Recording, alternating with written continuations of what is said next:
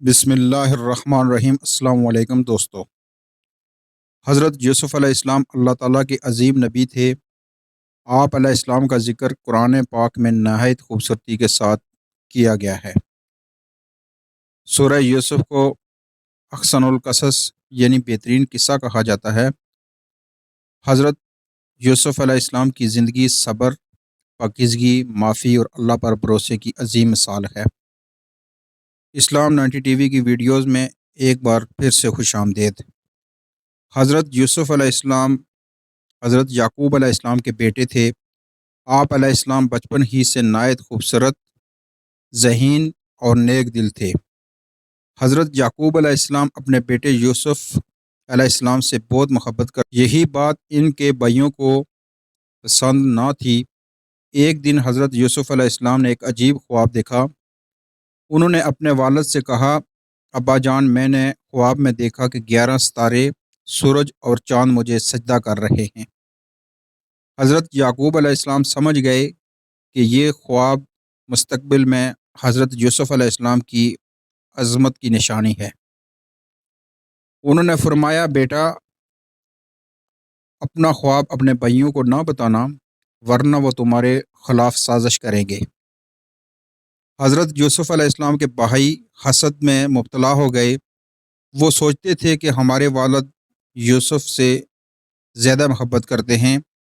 ایک دن انہوں نے منصوبہ بنایا کہ یوسف علیہ السلام کو کہیں دور لے جا کر چھوڑ دیا جائے۔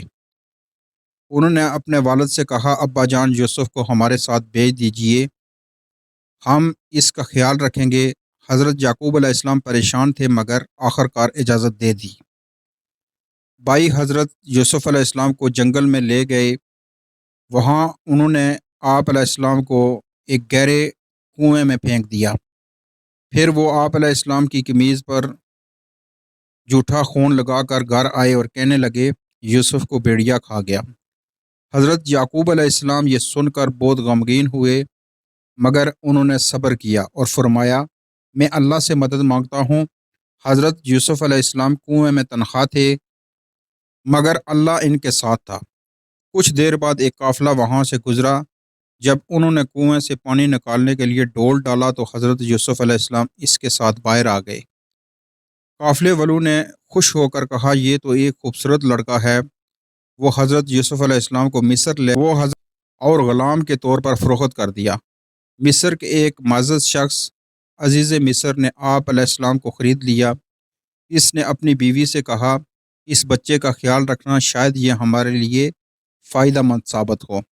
حضرت یوسف علیہ السلام بڑے ہوئے تو نہایت خوبصورت، عقل مند اور با اخلاق نوجوان بن گئے۔ عزیز مصر کی بیوی زلیخا آپ پر فرافتہ ہو گئی۔ اس نے حضرت یوسف علیہ السلام کو گناہ کی طرف بلایا، مگر آپ علیہ السلام نے اللہ کے خوف سے انکار کر دیا۔ حضرت یوسف علیہ السلام نے فرمایا، میں اللہ کی پناہ مانگتا ہوں۔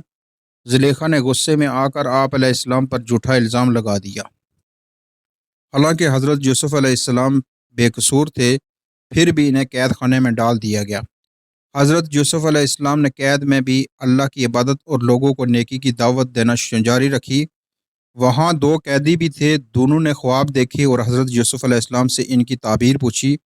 آپ علیہ السلام نے اللہ کے حکم سے ان کے خوابوں کی صحیح تعبیر بتائی، جو بعد میں سچ ثابت ہوئی۔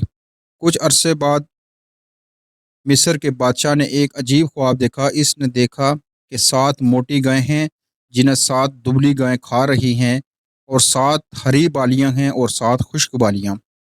بادشاہ کے درباری خواب کی تعبیر نہ بتا سکے۔ تب ایک شخص کو یاد آیا کہ قید خانے میں ایک نوجوان خوابوں کی تعبیر جانتا ہے۔ وہ حضرت یوسف علیہ السلام کے پاس گیا۔ حضرت یوسف علیہ السلام نے فرمایا، 7 سال خوب فصل ہوگی، پھر 7 سال سخت قید آئے گا۔ لوگوں کو چاہیے کہ غلہ محفوظ کر لیں۔ بادشاہ حضرت یوسف علیہ السلام کی عقل اور دانائی سے بہت متاثر ہوا۔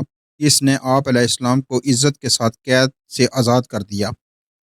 حضرت یوسف علیہ السلام کو مصر کے خزانوں اور اناج کا نگران بنا دیا گیا۔ آپ علیہ السلام نے نہایت دیانتداری سے کام کیا۔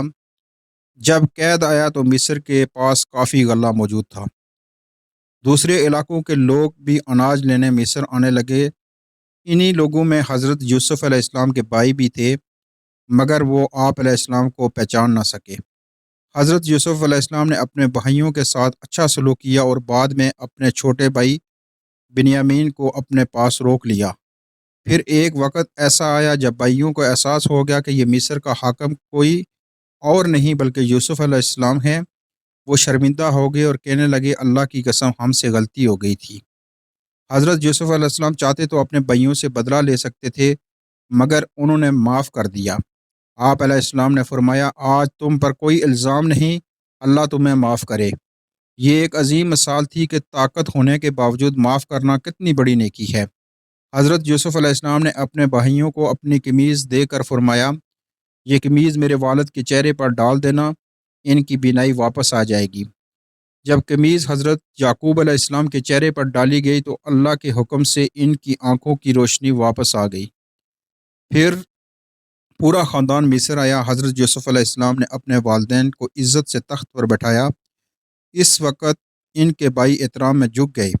یوں بچپن کا خواب سچ ہو گیا جس میں سورج، چاند اور 11 ستارے سجدہ کر رہے تھے۔